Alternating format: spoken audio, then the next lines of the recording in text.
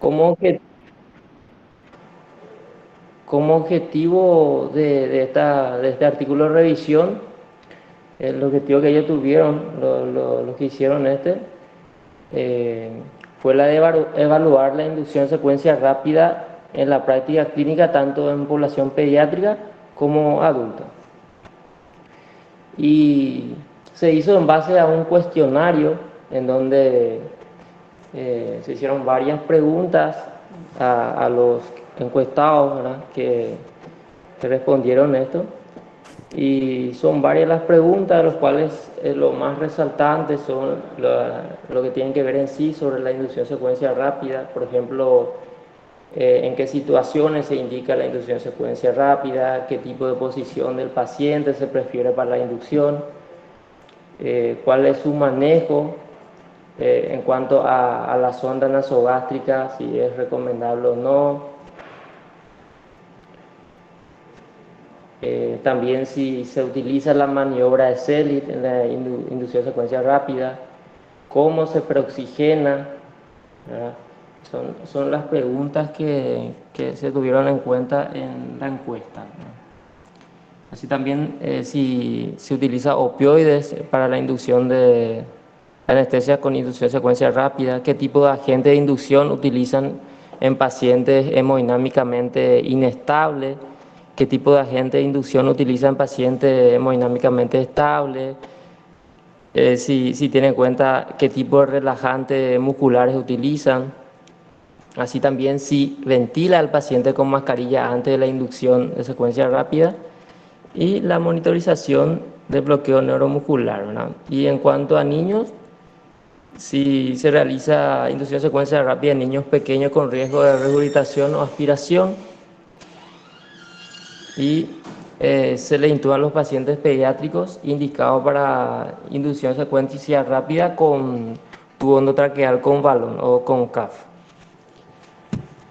Y tenemos acá el resultado, ¿verdad? En base a ese cuestionario que ellos hicieron, en donde en la práctica de adultos, la mayoría de los encuestados utilizó inducción secuencia rápida en pacientes de alto riesgo, es decir, en abdomen agudo en 88,6%, en un paciente con riesgo de regurgitación o aspiración en un 94,6%, en pacientes con trauma en más o menos de 6 horas de la última comida y el acto traumático, ¿verdad?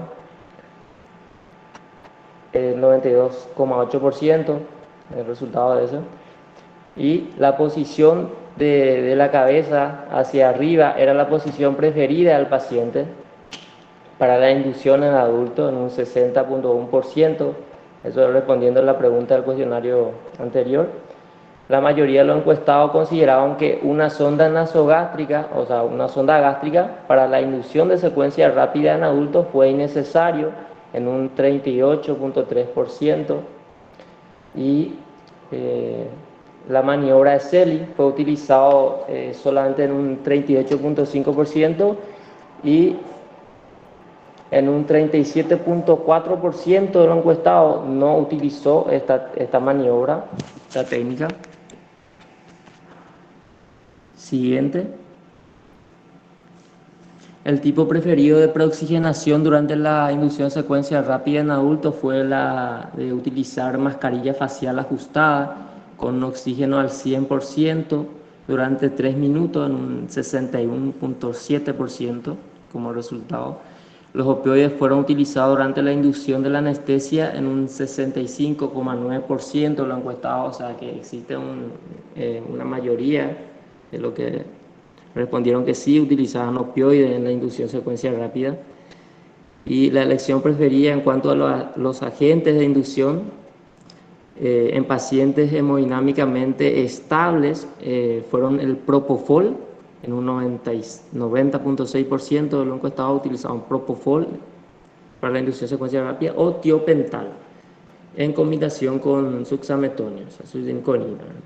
En el caso de pacientes adultos con inestabilidad hemodinámica, se utilizó más ketamina o etomidato como fármaco de elección, como linótico, o sea, en lugar de propofol. en caso de paciente inestable para la inducción secuencial rápida. En cuanto a la práctica pediátrica, se eligió para la mayoría de los pacientes de alto riesgo, como abdomen agudo también, un 88.6%, en caso de pacientes con riesgo de rehabilitación o aspiración, un 91%, paciente con trauma, con menos de 6 horas de ayuno, un 88.7%, y la posición preferida fue posición supina. Se utilizó, respondiendo a esa pregunta, se utilizó también tubo endotraqueal con balón para niños en un 40.8% y otros tantos también para todos los niños excepto en recién nacido. En caso de inestabilidad hemodinámica, el fármaco preferido en pediatría también fueron ketamina, en un 58.4% de los encuestados utilizaron ketamina, o prefieren ketamina, y en un 29.7% propofol. Los fármacos de elección para la inducción secuencia rápida en pediátricos estables fueron propofol y rocuronio como relajante. Propofol como hipnótico en un 82.8%, como relajante muscular, el rocuronio en un 54.7% de los encuestados respondieron que usaron rocuronio. Y la mayoría de los encuestados utilizaron la preoxigenación durante 3 minutos y opioides sin maniobra de Selig en un 54.2% durante la inducción secuencia rápida en pacientes pediátricos. Bueno, en la siguiente figura podemos observar unos gráficos sobre la utilización de maniobra de Selig en la inducción de secuencia rápida, donde podemos observar tanto en adultos como esta figura se hizo haciendo la misma pregunta tanto para adultos como pediátricos, o sea, la utilización práctica en esos dos rangos, ¿verdad? En donde vemos que sí, en todos los pacientes se utilizó maniobra de Selig en un 38.5% en pacientes adultos y solamente 23.5% en pacientes pediátricos. O sea que en pediatría vemos que ellos respondieron que utilizan menos de todos los encuestados, ¿verdad? Después vemos que solamente en grupos específicos de pacientes se realizan la maniobra de Selig, en donde vemos que en grupos específicos es un poco más igualado, ¿verdad? En donde vemos en un 22%, en 22.6% se utilizan en adultos y 21.6% en pacientes pediátricos. Después vemos que no se realiza maniobra de Selig durante la inducción secuencia rápida en un 54.2% en pediátricos y 37.4% en adultos, en donde vemos que hay mayor proporción de que no se realiza maniobra de Selig. O sea, los encuestados respondieron en su mayoría que no realiza maniobra de Selig en pacientes pediátricos. Después vemos otra figura donde podemos ver la siguiente, por favor, donde podemos ver en una comparación en cuanto a qué tipo de agente de inducción utilizan para la inducción de secuencia rápida, en donde podemos ver que en adultos hemodinámicamente estable vemos como primera elección utilizan propofol como hipnóticos, se prefiere propofol en este caso, y en adultos hemodinámicamente inestable se prefiere más ketamina, luego etomidato y Y propofol ya casi no se considera en este caso como hipnótico, hablando de hipnótico, ¿verdad? Después vemos en paciente pediátrico hemodinámicamente estable, en donde sí también se utiliza el propofol en la inducción de secuencia rápida, y en paciente pediátrico hemodinámicamente inestable vemos que como primera elección se utiliza más la ketamina, ¿verdad? Ketamina le sigue el propofol, pero más bien en el artículo detallaba que utilizaban más ketamina, ¿verdad? Que también se puede usar midazolam en inducción por inhalación con sevoflurano. Siguiente, por favor. Aquí vemos una figura donde podemos ver si algunos ventilan al paciente con mascarilla antes de la inducción de la anestesia, antes del primer intento de intubación, en donde podemos ver que solamente 3.7% de los encuestados respondieron que sí le ventilaban a los pacientes antes del primer intento de intubación en un evento de inducción secuencia rápida. Y vemos que en pediatría el 17.1%, o sea que más se le ventilan en pacientes pediátricos según lo encuestado, ¿verdad?, en la inducción secuencia rápida. Después vemos que en pacientes de alto riesgo, pero con presión inspiratoria limitada, o sea que menos de 12 centímetros de agua, sí lo hacen también la ventilación en un 35.5% en adultos y 35.9% en pacientes pediátricos. Después vemos que no lo realizan la ventilación manual, o sea que la ventilación manual es contraindicada durante la inducción secuencia rápida en un 57.2% de los encuestados. Para ellos sí está contraindicado, no se debe hacer, y eso en cuanto a adultos, y en un 41.4% de los encuestados dijeron también no en pediatría, que no se debe hacer la ventilación en pacientes que están categorizados para una inducción secuencial rápida.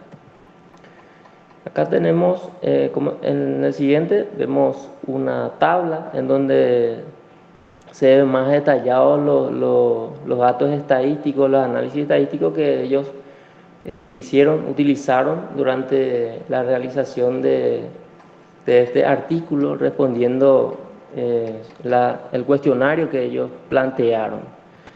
Siguiente, como conclusión de este artículo, vemos que los resultados de la encuesta confirmaron amplias variaciones de la inducción secuencia rápida en la práctica clínica, tanto en pacientes adultos como en pediátricos, considerando que este artículo de revisión se hizo, o sea, se tuvieron en cuenta como participantes tanto profesionales egresados, o sea, especialistas ya en el área, y residentes, ¿verdad?, en Europa.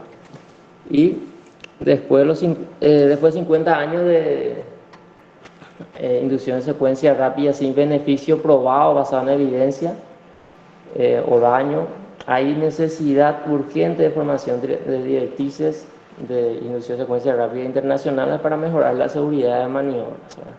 Lo que ellos encontraron también es que hay mucha variación, muchas variabilidades o heterogeneidad en cuanto a la técnica, según los comentarios de este artículo, ¿verdad?, que es un factor, un problema para esto y que se debe mejorar. Y eso es todo. Muchísimas gracias, doctor. Eso fue la exposición del artículo.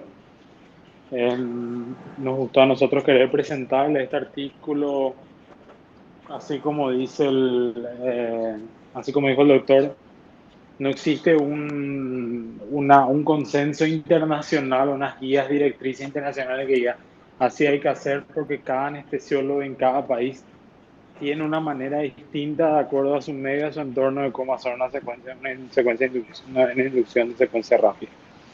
Me pareció interesante el artículo, fueron un poco más para contarles 9.000, son 9.000 miembros de la Unión de la Sociedad Europea de Anestesiología a la que se le envió el artículo, de los cuales 4.000 aproximadamente abrieron el email, porque fue por mail esto, en el 2019.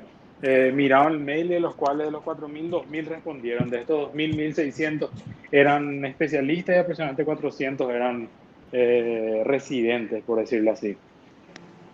Cada punto que tocaron me pareció interesante porque yo creo que en los distintos artículos que uno va leyendo hay ciertos puntos que varían mucho en cuanto a países, en cuanto a artículos, en cuanto a la gente quiere realizar la secuencia de inducción rápida.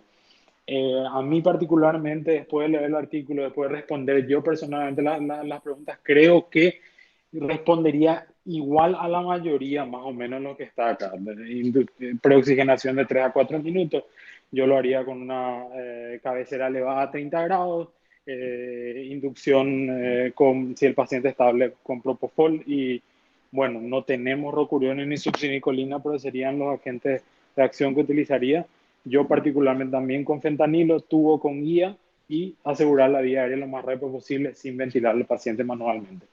Lo de la sonda nasogástrica, particularmente si tiene una sonda nasogástrica, aspirar bien el contenido, dejarlo ahí. Hay gente que particularmente quiere retirar la sonda, hay artículos que te dicen que la sonda nasogástrica actúa como una guía para que lo que sería el contenido gástrico suba. Hay artículos que dicen que la sonda nasogástrica es decir, obstruye o dificulta la laringoscopía. En el caso de una secuencia de inducción rápida, el objetivo principal es asegurar la vía aérea lo más rápido posible. Por lo tanto, decir, quitan. Pero como quería mostrarle la encuesta, ver cómo ellos responden y quería también ver qué ustedes piensan al respecto o cómo ustedes dentro suyo también responderían a estas preguntas.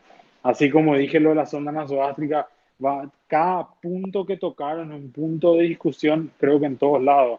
La posición, hay gente que le gusta hacer anti-tren, 30 grados cabeza arriba.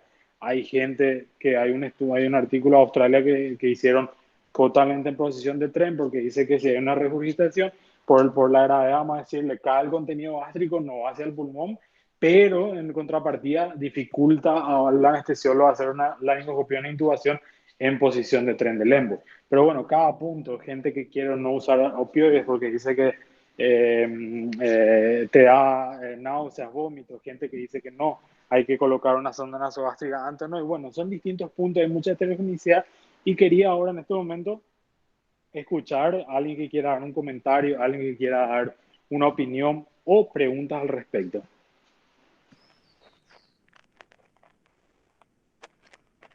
Hola Cristian, ¿cómo estás? ¿Qué tal, profe? ¿Cómo está? Te escuchamos.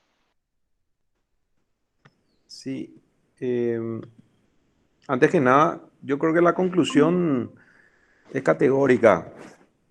Eh, la diversidad impresionante con respecto a esta técnica anestésica. Eh, el artículo, lo que si uno lee in extenso, compara justamente lo que es la técnica clásica descripta con las respuestas que fueron desarrolladas, ¿verdad? Algunas evidentemente en mayor proporción, pero muy pocas fueron las que categóricamente tuvieron, o sea, no hubo ninguna pregunta donde hubo unanimidad y fueron muy pocas las que en realidad tuvieron mayoría, ¿verdad? ¿Qué es lo que nos da a pensar esto? De que esta técnica, evidentemente, si bien tiene un protocolo clásico, sobrevinieron posteriormente muchas adaptaciones y variabilidades que hicieron que el anestesiólogo finalmente decida qué eh, opciones tomar de acuerdo al cuadro clínico que presenta el paciente. Entonces, si bien existen protocolos, estos son muy diversos y eso denota la aplicabilidad variada que se ve en los anestesiólogos. Entonces, la verdad que yo creo que este artículo se centra en eso y no en discutir cada una de esas variabilidades, porque eso denotaría justamente eh, la elaboración de otro trabajo, otro artículo, la discusión. Por ejemplo, si eh, nos ponemos a revisar, hay artículos publicados sobre lo que vos dijiste, sondas sí o no, o opioides sí o no, o qué opciones para relajantes musculares, si es que no puedo utilizar suxametonio, succinilcolina. Eh, que es nuestro día a día, por ejemplo, en el hospital, ¿verdad? No tenemos ahora succinilcolina, pero no tenemos rocurión, entonces existe también artículos que expresan la utilización de la adaptación de otros relajantes musculares como el atracurio o el cisatracurio en técnicas de inducción de secuencia rápida. Entonces, es un tema bastante amplio en los cuales todos estos puntos serían interesantes de ir debatiendo, investigándolo. Nosotros en el compendio que hicimos justamente buscamos las guías más aceptadas para finalmente quitar un protocolo de manejo en ese contexto. Así mismo, profe, así mismo como vos decís, cada punto es para discutir. Hay ciertas cosas que de repente tenemos que adaptar a nuestro medio.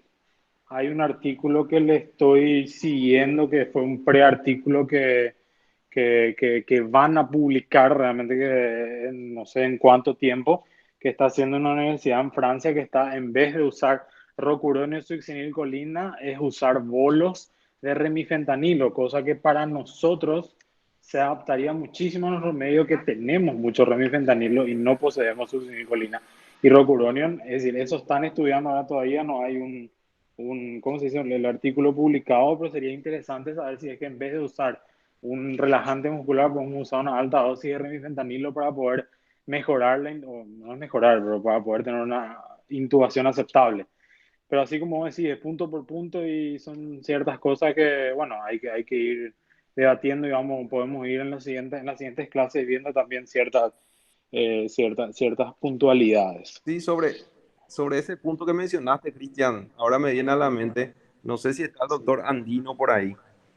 Eh, Dejamos nosotros en stand-by el protocolo suyo porque más o menos trataba de eso mismo que vos estás diciendo, eh, ya que Sí, vimos que de repente no hay todavía mucha evidencia que respaldaría esa situación, pero se está hablando ya. Y el doctor así Andino mismo yo, planteó justamente eh, realizar un trabajo sustituyendo de esa forma el relajante muscular en una inducción de secuencia rápida. Entonces, como consideramos que debemos estudiarlo un poquitito más, ver un poquitito que haya más evidencia para que nosotros pudiéramos aplicarlo, entonces, pero vamos a ir desarrollándolo también, ya que es no, algo de lo que se está empezando a hablar. exactamente, porque yo vi justamente leí, fue una prepublicación que hicieron y me pareció súper interesante. Iba a lograr, pero al leer el artículo dije, ah, no, todavía no está terminado. Y justamente no sé con quién había hablado sobre eso, me habían dicho que el doctor Andino estaba haciendo eso, me pareció súper interesante.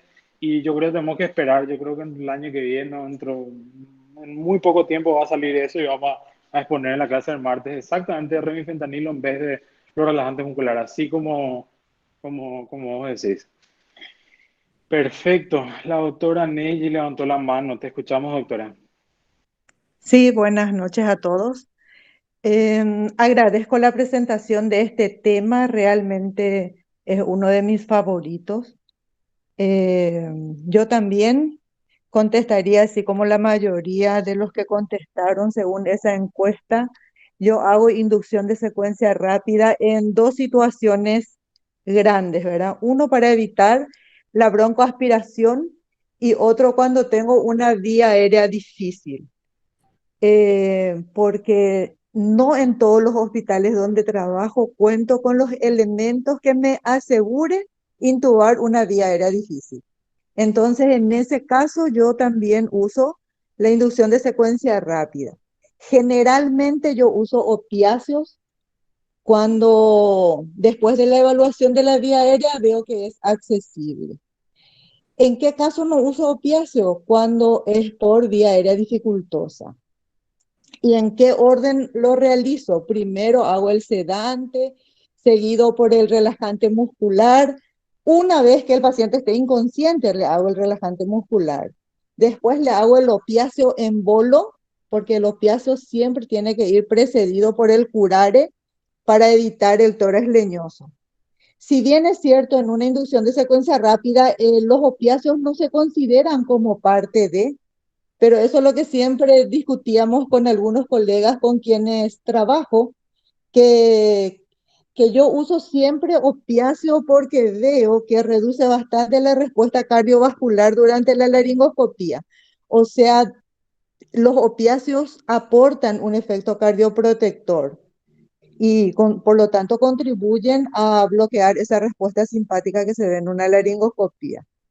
Eh, lo hago en posición en decúbito supino, antitren.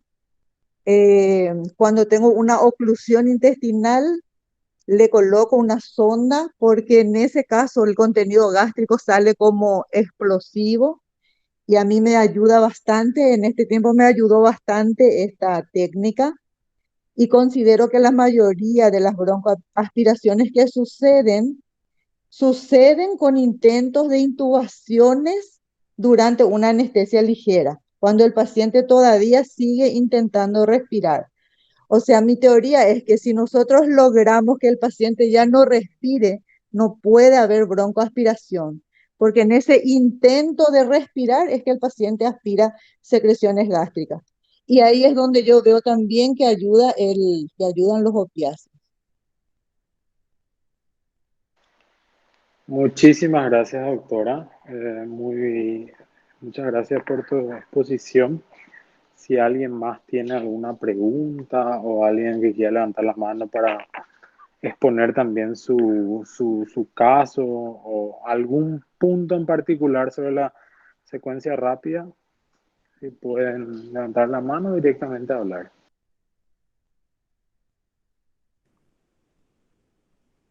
Cristian, una última cosita Sí, que te escuchamos. que me viene nomás a la mente justamente en el contexto de las cirugías de urgencia que mucho eh, se hace desde la residencia y hemos sido testigos de varios casos en el transcurrir de estos años de que las complicaciones principales que ocurren en pacientes frágiles, deshidratados, el típico paciente con una oclusión intestinal o una peritonitis, en el cual se hace una inducción de secuencia rápida, perdón, y se produce una alteración hemodinámica muy importante. Entonces, me recuerda a eso al ver los tipos de fármacos que elegían los profesionales y la variabilidad en la utilización de esos fármacos